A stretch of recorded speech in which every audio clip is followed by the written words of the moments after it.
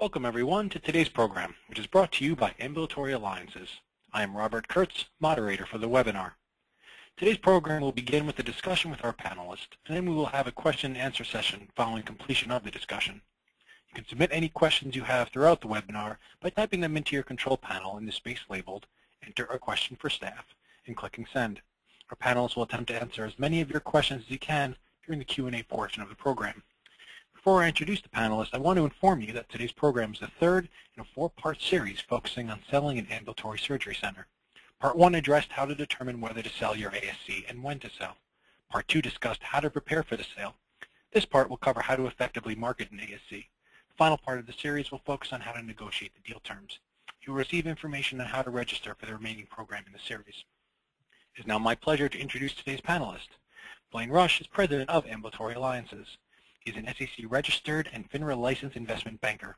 He specializes in ASC brokerage, ASC turnarounds, and increasing ASC valuations through physician recruitment syndications, and access to the capital markets and capital structuring consulting for surgery, urgent care centers, and radiation oncology centers. We'll now begin the discussion. Blayne, first question. What are the different marketing processes that can be utilized when selling a surgery center? Thanks, Rob. And before I answer that question, I want to wish everyone a safe travels and happy Thanksgiving to everyone. But the circumstances and needs of the owner lead to the selection of an appropriate marketing process for the business. The three marketing processes are negotiated sale, targeted auction, and then the broad auction approach.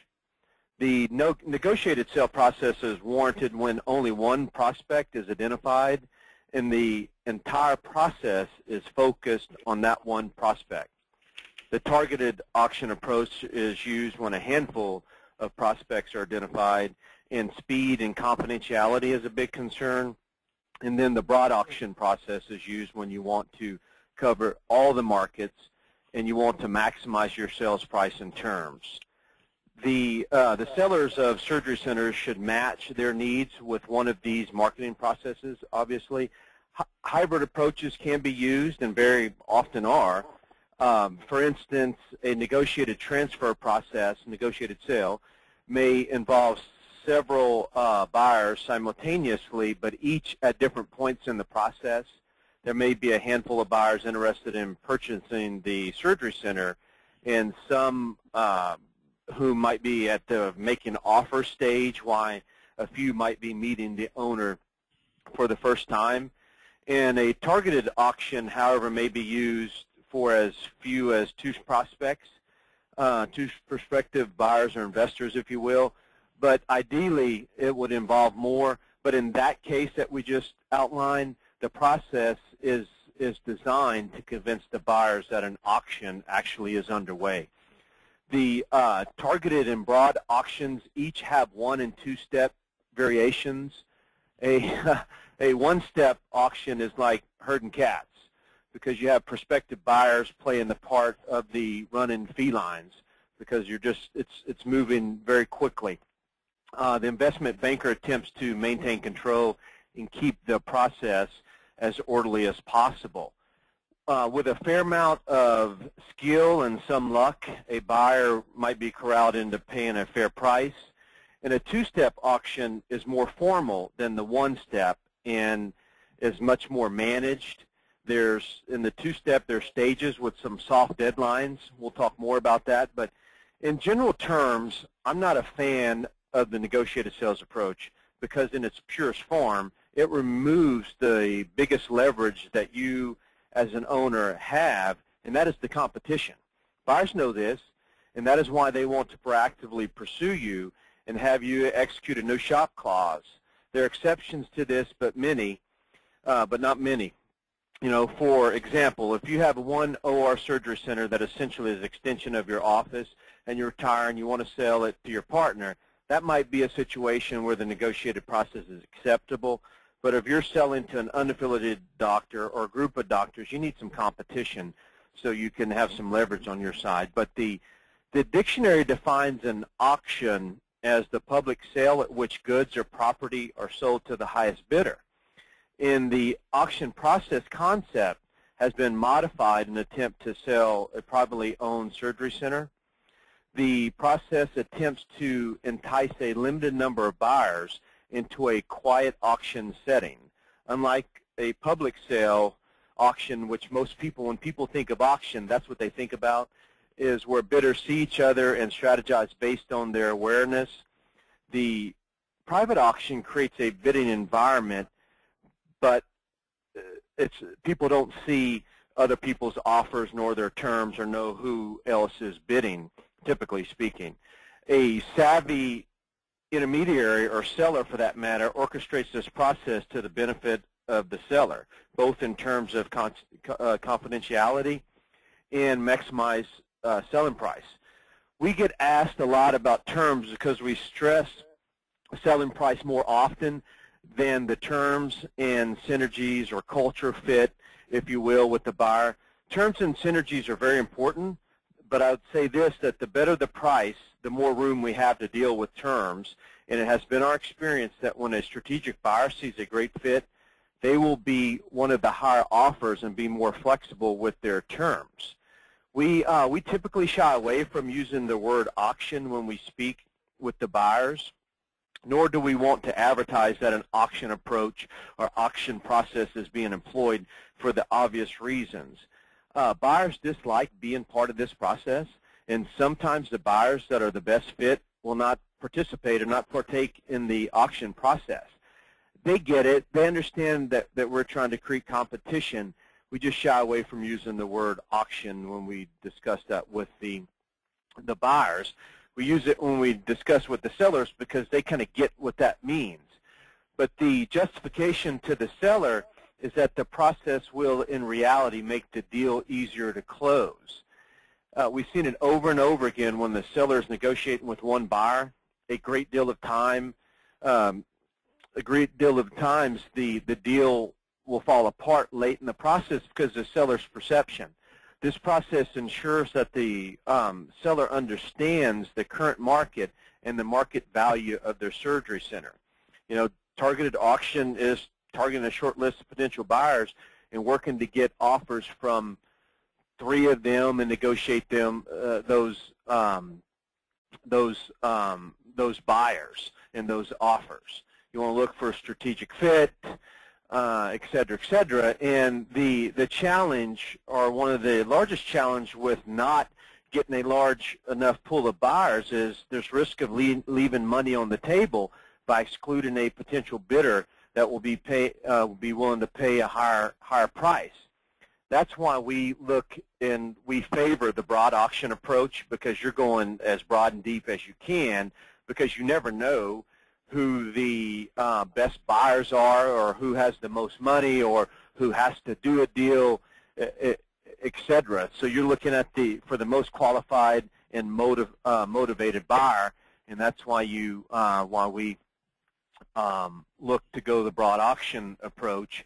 It takes a lot more work up front, such as organizing and preparing the list of target markets, and then the targets within those markets, the marketing process points, resources compared to the negotiated sale with a single buyer is much more. But at the end of the day, you cover the market, and you know at the end of the day that you got the best deal that's in the market at that point in time. Terrific. Thank you. Next, going to ask you to discuss marketing materials.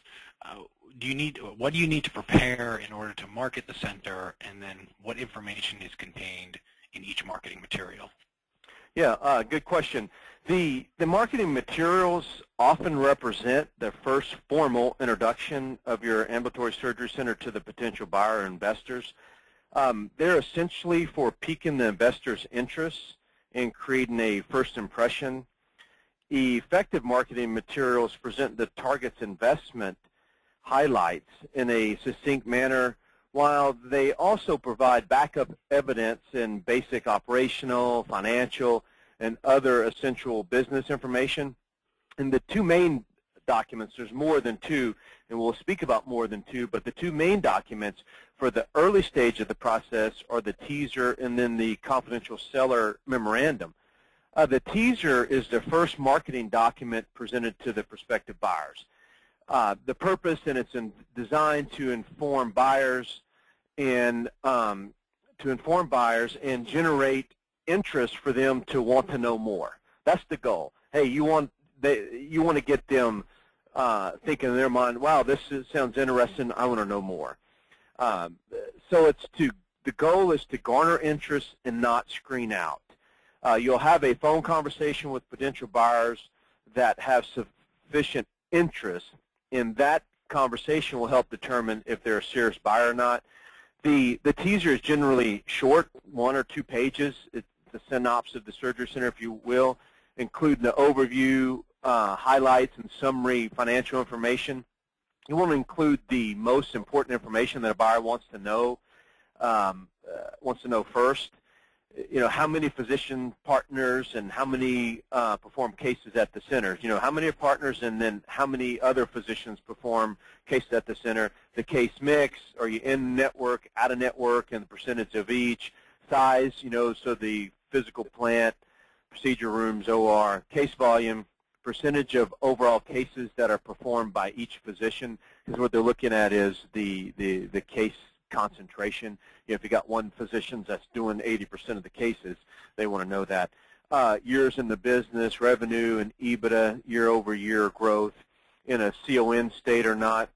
And if we're presenting the teaser, we only give general area of the country. Obviously, if the seller's presenting it, they know where the surgery center, or with a little bit of research, they can figure out where the surgery center is located. Then you also want to include a few compelling lines about the future growth of the center and the local market. A couple of key points. Make sure that this is a positive presentation of the ASC. Don't put in screening statements nor screening questions. You know, I received an email a few years ago from a physician owner of an ASC. The email, I assume, was his version of a teaser. The tone of the email was very combative. It had a lot of screening statements that just didn't leave a very positive first impression. And I actually visited this center almost 2 years after I received that email. The center's amazing, very profitable, with only about 20% capacity. The capabilities were limitless. The rooms are huge, plenty of OR and procedure rooms. And it's in a CON state, and the CON for this particular facility is very liberal because the ASC at one time belonged to a hospital. So they still had the hospital CON, but the surgery center's stuck in neutral. Well, there's no reason that this surgery center shouldn't have been attractive, you know, with a few more cases and whatnot. But it was really the tone that was set and the statements that were pretty definitive and had no flexibility. So the lack of response obviously is why they reached out to us 2 years later again, because it's still still haven't done anything with it. But so it needs to have a very very positive first impression. The seller memorandum is a very detailed written description of your surgery center that serves as the primary marketing document for the surgery center. So this is the book. So you hear about people say the book. Well, this is the book. It takes significant time and resources and collaboration of many people within your organization to draft this document. It typically contains a executive summary, investment considerations, detailed information about your surgery center, as well as the market information, the operations, facilities, management, employees, and then the surgeons. It contains a very detailed financial section presenting the historical and projected financial information. Then it has a narrative explaining both past and expected future performance. And it's very important because we spoke about many times what buyers are really buying. They don't care about past performance because what they're buying is future performance. So they only care about past performance as it is an indication of future performance. So you have to really sell the future performance. This process is carried out by the deal team and the CFO or the finance team. It involves normalizing the historical financials and future financials. You develop a set of projections, typically 5 years in length, as well as supporting assumptions and narrative. The projections must be realistic, and you must be able to defend them because the buyers are going to be skeptical about it. But anyway, this basically tells the story of a surgery center in the deal. Your financial statements are recasted, like I said, for discretionary and one-time expenses. And we spoke about that over and over again, but you want to include whatever information is necessary to enable a buyer to make an informed decision to move forward without giving too much sensitive data away. You know, you want to also include benefit streams that might comprise the earnings, cash flows, and distributions on a pro forma basis, and that's whenever we're talking about the projections. So the future cash flows and whatnot's done on a pro forma basis. Then you have a confidentiality agreement, also known as non-disclosure. You know, it designates a period of time which the restrictions are in place. It outlines the limited circumstances the buyer is permitted to disclose some information, mandates return or destruction of all these documents that you hand over, and the couple key points: prevents the prospective buyers from hiring your people, hiring your surgery center employees, your surgeons, and it prevents the prospective buyers from collaborating with each other or with outside financial sponsors without the prior consent of you, the owners. Because what this is to preserve the competitive environment. So you don't want these three buyers to go out there, or potential investors that are in 3 different markets. So a financial buyer, a ASC management company, and a hospital health system, if you will, to come together and collaborate and say, hey, we'll just work together on this to buy this business, and you can't create a competitive environment that you want. Also, management presentation. It's typically structured as a handout in this market. Typically, if an investment banker is engaged, he'll take the lead. We would take the lead on preparing these materials with significant input from the surgery center staff. This is for when the potential buyers come on site to visit the surgery center and the leadership team. There's significant rehearsal time, and it's very intense because we're going to script out and work with you on the presentation, and because we've done this multiple times. This is your first time, and people are nervous to ask a lot of questions. I tell you what to expect, et cetera, et cetera. And we put a little presentation that maps out the seller memorandum, but it's very concise. It has an additional level of details as far as the insight into the growth potential and whatnot, because that's a big piece of what we're trying to sell. Then the data room serves as a hub for the buyer's due diligence, typically online. Break it down in folders. You have you can change and give people access to this folder, but not that folder. You can see when they access it, when they download stuff, when they upload materials. So it allows you to manage that process, and that houses the stage 1 and stage 2 due diligence that we had spoke about before. Thank you, Blayne. Next question, I'm going to ask you, how does one define the market for their ASC? Yeah, it's an interesting process because it all depends on, hey, the SWOT analysis and analysis of your surgery center. But as investment bankers and in our world, we refer to this as selecting the buyer universe. So it's the buyer universe or investor universe. The selection of an appropriate group of buyers and then putting together their contact information is very critical for the organization and preparation of the marketing. The marketing or the market for the surgery centers typically consists of physicians or physician groups, hospital health systems, ASC management companies, and then those guys are broken out into minority and majority buyers, and then the financial buyers, and then the payers. Most of those you've heard over and over and over again. But there's some guys that are being more active in the market, which are the payers, and we'll talk a little bit more about that. But to be able to define the market for your specific surgery center, like I mentioned before, you got to look at the SWOT analysis, the strengths, weaknesses, opportunities, and threats. You know, what do you need in a partner? What are the buyers within each market typically looking for? And where does your center fit within what the buyers are looking for? Remember that buyers that want what you have are the ones that pay the most and offer the best terms. So it's very important that you make sure that you go to the right buyers. And I'll say this a couple of times today: when in doubt, send it out, meaning when in doubt, go talk to that potential buyers. But physicians and physician groups, when we speak about those guys as buyers, they're typically either looking for a smaller center that they can buy outright for close to asset value to use an extension of their practice, so to speak. You know, one-room surgery suites, or they're looking to be a minority investor in a center that they will use with other surgeon investors.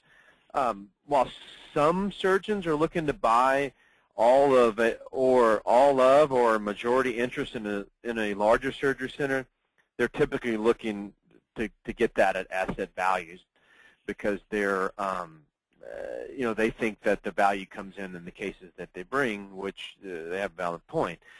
ASC management companies, for the most part, they're looking for centers that they can improve by increasing its revenue and profitability.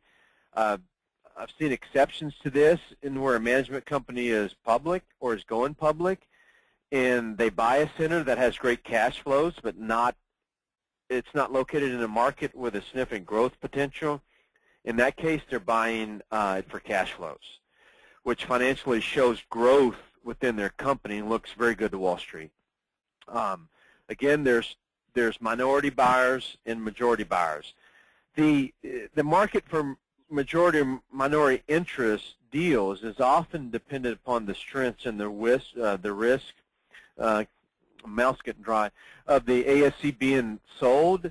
So it's all typical stuff. The location with CON, you know, low out-of-network payments, you know, not overly concentrated physician caseloads, you know, has great reimbursement or contracts, rather, and they have low levels of physician non-compete risk and are profitable. You know, so that's well-published, desired stuff. So the majority interest buyers are very interested in the centers that rank high within those characteristics. The centers that are between 40 and 50% utilized rank lower on those criteria, are targeted for some of the minority buyers.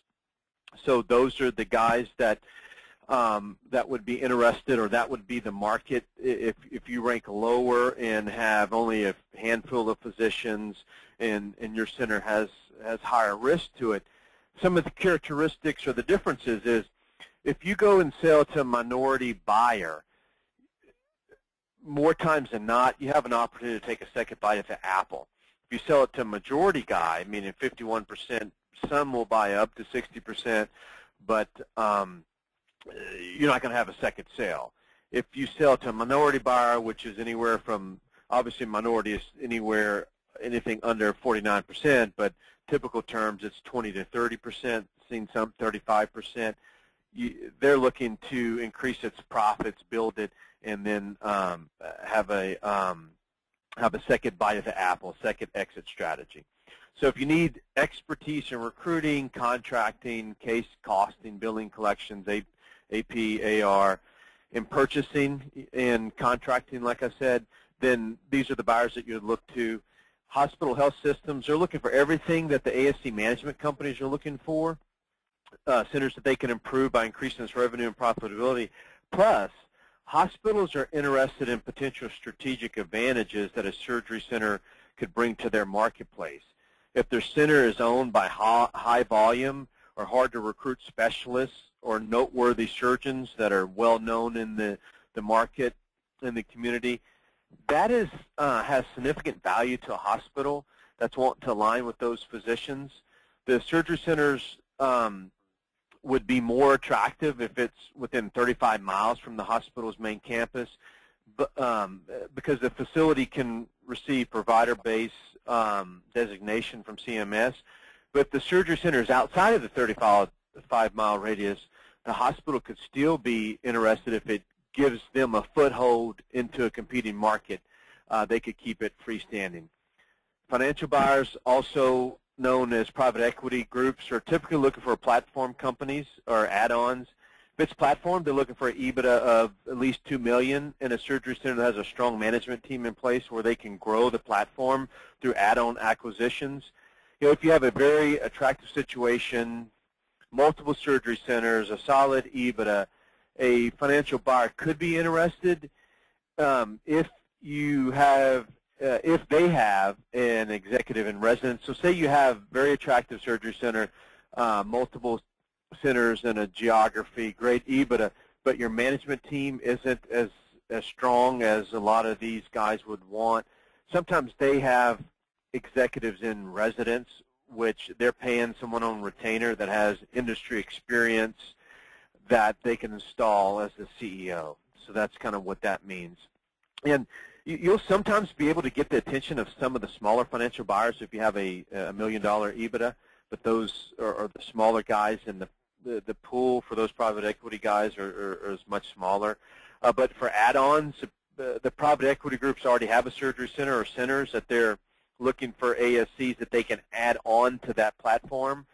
That can be argued that that's a strategic buyer, but nonetheless, their criteria threshold is lower than for a platform.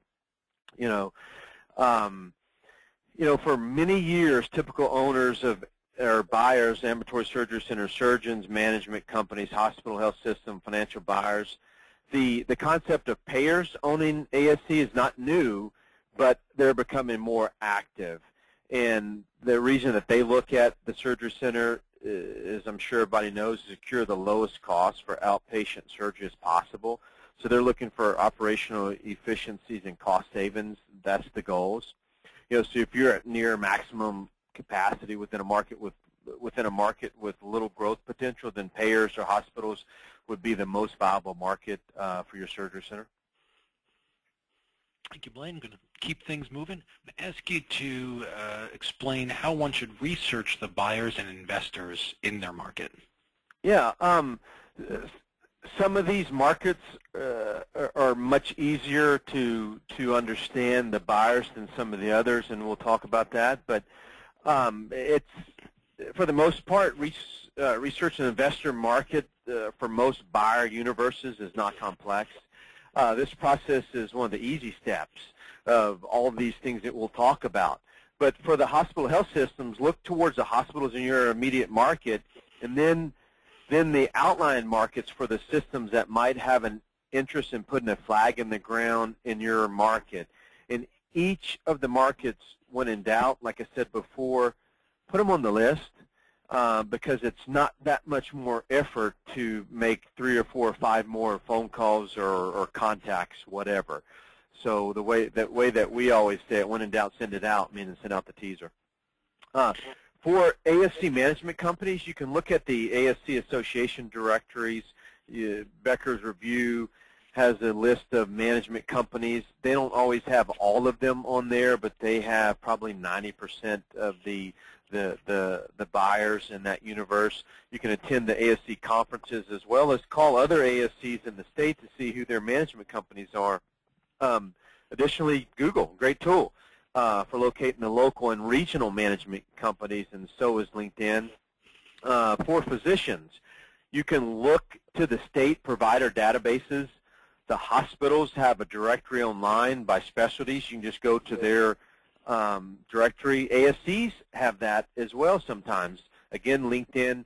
We use LinkedIn a good bit to reach out to the physicians, management companies, hospital executives, and financial buyers, and because that's personal for them, meaning that the executives or whatnot, you don't have to go through gatekeepers typically whenever you're dealing with those guys or whenever you're looking or contacting them. The toughest market for owners of ambulatory surgery centers and to be able to research the buyers and investors is financial markets. The financial markets is very large, and if you have no experience with this market, the tough part is figuring out who would be open to buying surgery centers.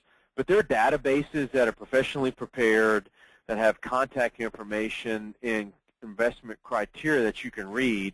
You can send out your teaser to the contact list. Most of them have some sort of membership cost to them. We belong to a lot of them, but but that's the way you go about it. A lot of them call us, so that's how we know, and we put them on a hot list, if you will. But that's more of a shotgun approach for people that's just starting or have experience in the market with those guys. Additionally, if you're thinking payers are within your universe, just look at the list of insurance providers in the area. Who are your payers for your patients? The regional providers are typically the most interested compared to the national payers, but things are changing. Thank you. You touched on this a little bit when you talked about the value of sending teasers out to, when in doubt, send it out. But what advice can you give in terms of how to choose what buyers and investors to actually go ahead and contact? Yeah, I guess this goes back to the market and what you want and what market your surgery center fits in. If your center, for example, has an EBITDA of $600,000 and not a really high level executive team, then there's zero reason to go to the financial markets. Just really, they have no interest, and they really want multiple centers, et cetera. And you could combine a couple of centers on paper, but that's a whole different topic. But thus, you would look at the hospital health systems that are in your area or want to be in your market area. And how do you know that they want to be in your market? Pick up the phone and call them. Again, when in doubt, pick up the phone, present the teaser. Yeah, I know it's a lot of work, but at this stage of the process, it's all about creating competition. I sold a center, literally 5 miles from a hospital a couple years ago, and that hospital right there was not very helpful in developing that center by pressuring the docs not to refer, and a few times made some offers to buy this surgery center, and they actually reduced it over time, and then their timelines weren't met, et cetera.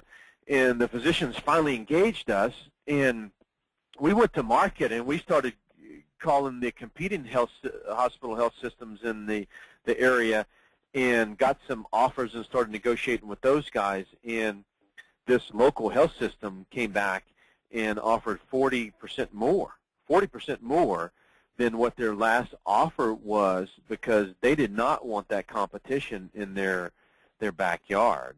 This is a situation where we allowed the rumors to fly because it helped drive up the price. It allowed us to have very favorable terms. And it all started with a teaser being emailed, then a follow-up call to discuss that teaser. But we're looking at the ASC management companies. Those names are fairly easy to locate. There are about 60 national and regional management companies. They all have websites. They have information about them and their investment box, if you will, their investment criteria. So you can look at that and call other people or go to the meetings and find out. But again, you have to know where your surgery center fits within that market. But recalling what we said about defining the market for your surgery center or your buyer universe, if your center scores high as far as the most attractive characteristics, you have an EBITDA of $1 million or more, then the majority buyers would be in your universe. But again, when in doubt, send the teaser out, contact them, because it's not going to take that much more time, and you're typically looking to make contact with the CEOs or the senior executives within the development space. They'll have senior vice president of development or acquisitions or strategy if they're with hospitals, or the CEOs. And a lot of times we just start with the CEOs because they know more about what's going on and whatnot. So. Thank you. I'm going to continue to build on this, and you've already touched on this a little bit, but I was hoping you could just elaborate a little bit further. Once a center has identified the buyers and investors they want to target, how do they go about marketing the center to them? Yeah, obviously the first step in marketing after you put together all your materials and whatnot and define your space, contact the prospective buyers. This typically takes the form of a scripted phone call to each prospective buyer by a senior member of your group or us, the investment banker, followed by the delivery of the teaser and then the confidentiality agreement via email, mail, or some other method. You know, fax it. If all you got is a fax number, fax the thing out. Because again, if we're not advertising, hey, this is ABC Surgery Center over here in Boston, Massachusetts, off of Main Street. No, we're just telling them, hey, it's in the Northeast in a CON state, etc. You just want them to get interested. We also sometimes will email first, then make contacts through LinkedIn. We don't post information in the groups, but direct one-on-one contacts in mail, depending on the market that we're targeting. But after the prospective buyers show interest, we'll discuss their desires with them and their ability to actually do the deal, where the funds are coming from, who on their side would be involved with evaluating the transaction, what their typical steps are, timelines, et cetera, because we want to get a feel of them, and we're going to set the tone for the process. We're going to control the process. I'm not going to have 10 different processes going on because there's 10 different potential buyers. No, there's one process, might be, you know, some we might flex here and there, but nonetheless we're controlling the process. But after both parties feel comfortable, and obviously after they've executed the confidentiality agreement, you'll present the prospective investor the seller memo. You'll typically give them several weeks to review, study the information, have internal discussions, etc. And during this time, we would maintain a dialogue with the investors, often providing additional color, which is information and an explanation of what this meant or that meant, and guidance and material as appropriate. And it's on a case-by-case basis. One potential buyer might want more in this area, another person want more in that area. So we just continue that dialogue over the course of a few weeks, could be a few months, just depends. And then we'll open the data room for most investors at this time. We don't have to give them, because all the other color and whatnot that we collect, we're going to upload it to the data room. We'll open it up to them. But this will further solidify the interest and trust, because we're exchanging information, we're having conversations, we're getting to know each other, trying to get comfortable to know what everybody wants. But after that time, we'll verify the investor's continued interest and their ability to close a deal and make deals happen. We'll do a significant interview, etc. And then we could set up a conference call and then an on-site visit. Depending on the number of interested parties, we could start the LOL process, the LOI. We're not laughing out loud. And then we can negotiate that. But we'll discuss that more about the process in the LOI process in the next webinar. But again, depending on the number of buyers that are a solid fit, we can start the site visits, then go on to the letter of intent. It's a process based on decisions made at that point in time and how many players we got involved, et cetera. Thank you. Blayne, I'm going to just keep on moving through.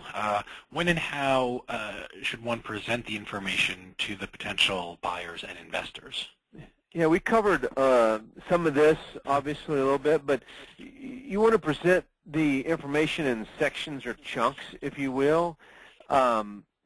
You know, the teaser is an overview of that to get them, so it's an overview. Then you work on down to get more specifics. But you want to look at this process as weaving the sell-buy process.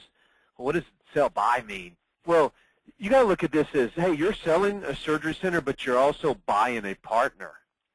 So when you're selling your surgery center, you are also interviewing and evaluating them as a potential buyer and a potential partner.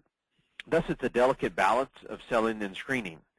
You know, after you present the teaser, have a conversation with the potential buyers until you feel comfortable enough with each other that you'll send them seller memo and then open the data room, etc. But I think the biggest key is that, hey, you're selling, so you got to put your best foot forward, got to have positives, etc. But at the same token, you got to weave that, and it's a delicate process, weave that the screening in there, so.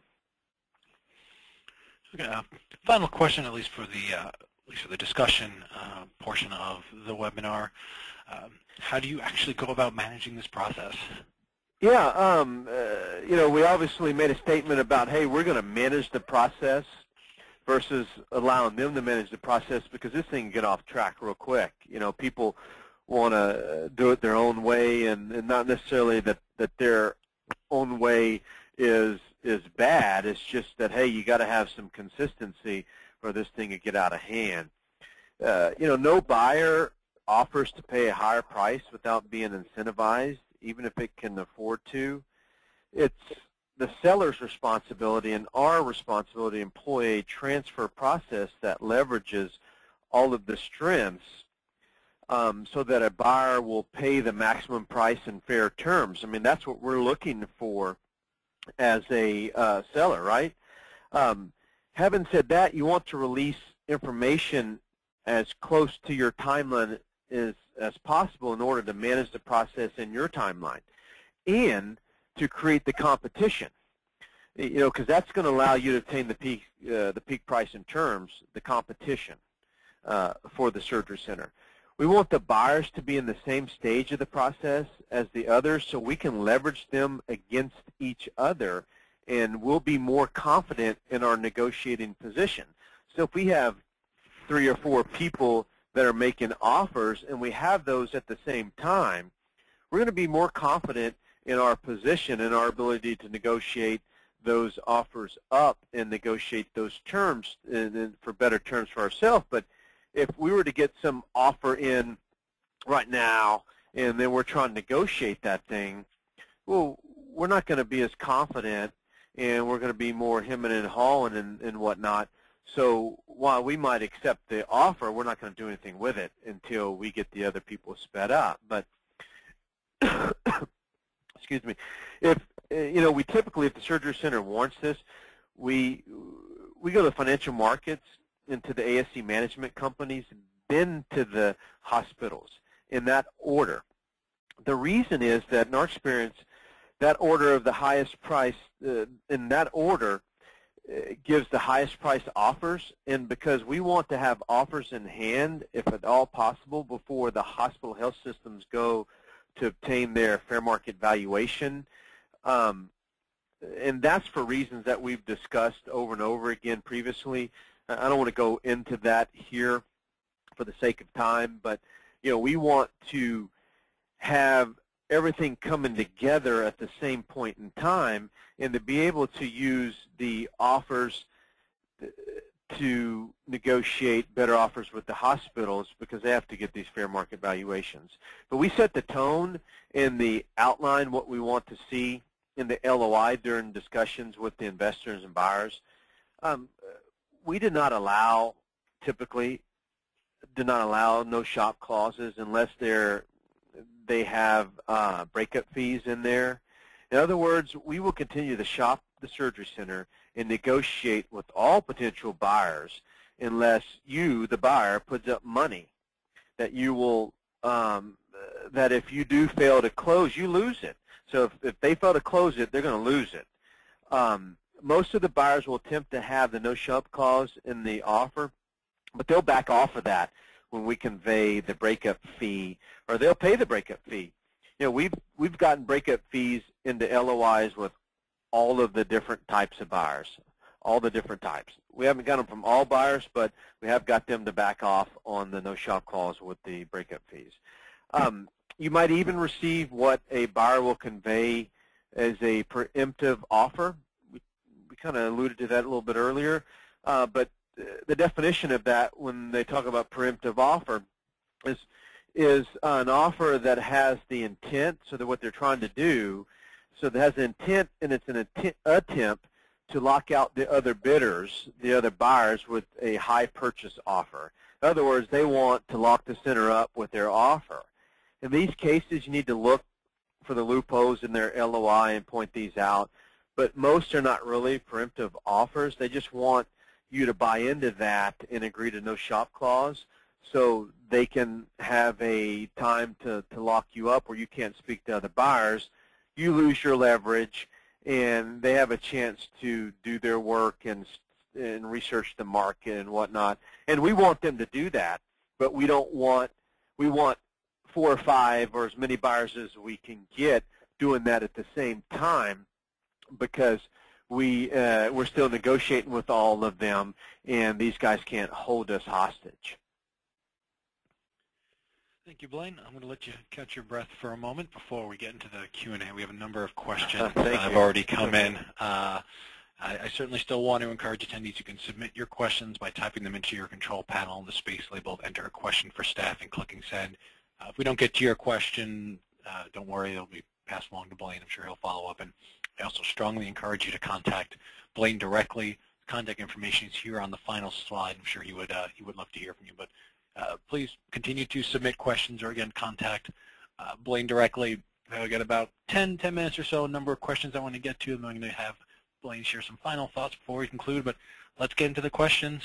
Blayne, your break is over. So first question, can you speak to how important is the seller memo? This attendee notes that it takes a lot of time and resources to put together. They want to know if it's necessary in all situations and for all buyers. Yeah, the seller memo does take a lot of time, because essentially what that is, if you look at it as an annual report with a huge marketing spend, that's kind of what it is. So it's half business plan, because you're looking at the future of the center and you want to convey that message. And that's a big purpose of that. There's obviously some scenarios that it's a waste of time and a waste of money, but those scenarios would be, hey, if you want to sell your assets of your surgery center to some physicians or physician groups, do you need that? No. But you very much need it in the scenario where you've recently made some changes to your surgery center. You've brought in 3 new doctors. You've re-syndicated. You've streamlined some operational inefficiencies. You've renegotiated contracts. You put a new fresh coat of paint on it, etc. So you've made some changes and those changes are within the last few months, 6 months, whatever. You need to tell that story in that seller memo. So we don't always do them. One is because the clients don't want to pay us to do them, and it takes a significant amount of time, and then sometimes it's just not needed. But that's on a limited basis, in the sense of when you're selling assets, or it's not a real complex transaction. The more complex the transaction, the more sophisticated the buyer is. And when I say sophisticated, I'm not talking about market knowledge. I'm talking about the financial markets and whatnot. They want you to teach them, and really they're looking to see that you know what's going on with your business. So the short answer, not that that was short, is that no, it's not always needed, but if you made some changes and it's a more complex system that you went through, and you've re-syndicated, brought on new doctors, etc., it's highly recommended. It's worth the money and time needed to invest in that, because you'll get that money multiple folds over whenever you sell. Thank you. Next question. Do you recommend using all methods in order to contact a potential buyer if the potential buyer doesn't respond? All methods. I recommend using whatever method that you got to use to get the attention of the buyer. If you got to go knock on their door at their house. But being funny aside, because we have emails, we have fax, we have mail, all of those different, and we can get the Paul Revere out to go deliver it, but none of that is foolproof, So, how many times has someone said, hey, did you get my email, and they didn't get it? Or, hey, I called you and left a voicemail. They said they didn't get it. Well, so just because they don't respond to you doesn't mean that they're not interested. So I would use all of those methods until you get a definitive response if you believe that they're a true market for your surgery center.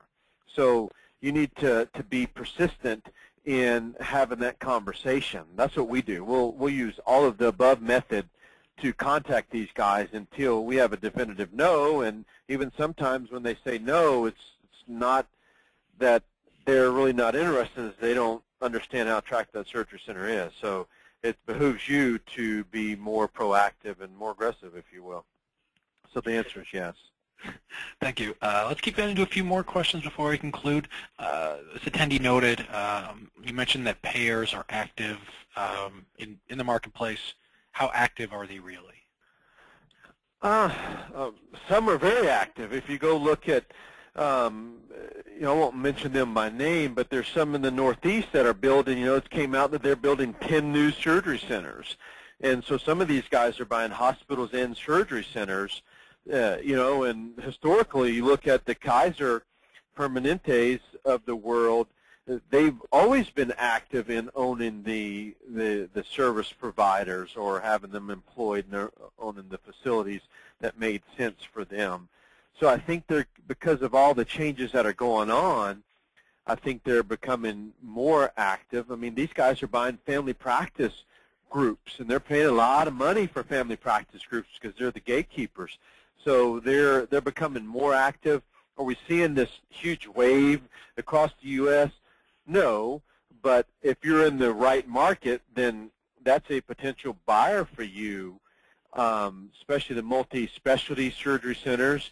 And if some of these other potential buyers aren't real excited about you and aren't willing to give you the offers that you want, and then and keeping in with the competition approach, then we're going to that market as well.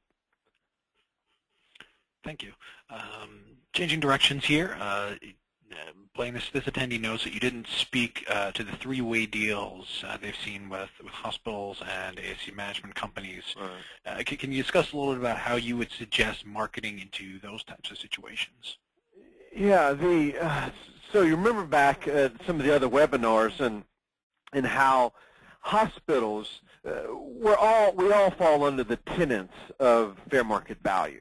Okay, again, you watched some of the earlier webinars to really dive in that more, but we all fall under the tenets of fair market value. We all agreed on that. But hospitals, 100% of them, I haven't seen a deal that wasn't. They will go out and get a fair market valuation with hypothetical will and buyer, hypothetical will and seller, and a hypothetical deal, and say, hey, this is what it's worth. Well, that's all hypothetical value. So in those three-way deals, I would go to the ASC management companies first, because even a lot of times those guys already have an established relationship with a health system provider or a hospital health system in the local areas. In Dallas we have USPI and Baylor. There's a couple of other ones, that are in different regions that essentially they have contracts that they're either preferred to work together or they have exclusive that one can't do a surgery center without the other. So I would go to the management companies first and work and negotiate that deal, because you're better off. It's more probable that you'll get a better deal with those guys and let them go negotiate and deal with the hospital, because one, it's more than likely they already have established a relationship with them, and two, it's going to be better leverage for you if the ASC management company does it, because they're more than likely going to give you a little bit more money. And then the hospital will follow suit. Sorry. Let's get just a couple more questions before we conclude. This is a short and direct question. How important is the process? I'm thinking maybe it's just how important overall is the marketing process. Not sure if you would interpret that any differently. The process is very important, because it's it's like anything else. It's like your strategic plan. It's like your business plan. The business plan, strategic plan in and of itself isn't worth anything. It's the execution of the process. So the concepts of the process obviously isn't worth anything, but the execution of this, because you got to understand the outcome that you want, and so you want peak price and peak terms, and then you want a good partner. Well, to be able to go through that, you have to show them that you're worthy of a peak price, peak terms, and a great partner. And this will show them that you're organized, show them that these people know what they're doing, that they've really thought this through. And it will help sell those ideas, because think about whenever, if someone left you a voicemail or you have a conversation with someone versus, hey, you have a conversation with them and then they give you that conversation in writing. You carry that written material down around, and they take that home with them. So they study it 3 or 4 times. They keep reading all this positive stuff, all this growth about your surgery center. And then they have more conversations with you. They get to know you, etc. And that just solidifies their interest and their positive perception of your surgery center. And so that process is very important, and then the timelines of that process is very important because of the competition. You don't want someone coming in there. I see it all the time. They come in and someone signs an LOI with no shop clause in it, and then they call me after that and ask me to help them. I'm like, man, I can't help you for 180 days because of what this LOI says. So the process is very, very, very important. Thank you. Final question. Blayne, I'm going to challenge you to stay impartial on this if you can. Final question. Do you think it is better to hire someone like yourself or go at this alone and have the ASC and its team do this themselves? Well, obviously, obviously I'm would be partial, but nonetheless, so if you look at this and you look at the physician owners, you know, they're physician owners. They are very intelligent people and been very successful, hardworking, et cetera, but it's likely that this is the only deal. They might do 2 deals in their entire lifetime. And so you essentially would say that they're novice sellers, if you will. So the answer would be, obviously, coming from me, is yes, it's better to hire the right person. Okay, they need to be an advocate and need to have great skills in conveying your message and organization skills and know the market, all that type of stuff. But I think it's much better because there's things that I can say and do that they can't say and do because that's going to be their partner in the long run. And there's information that I'm going to get from those investors that they'll never get because they see me as one of them sometimes whenever they're having the conversation, in the sense that they let their hair down.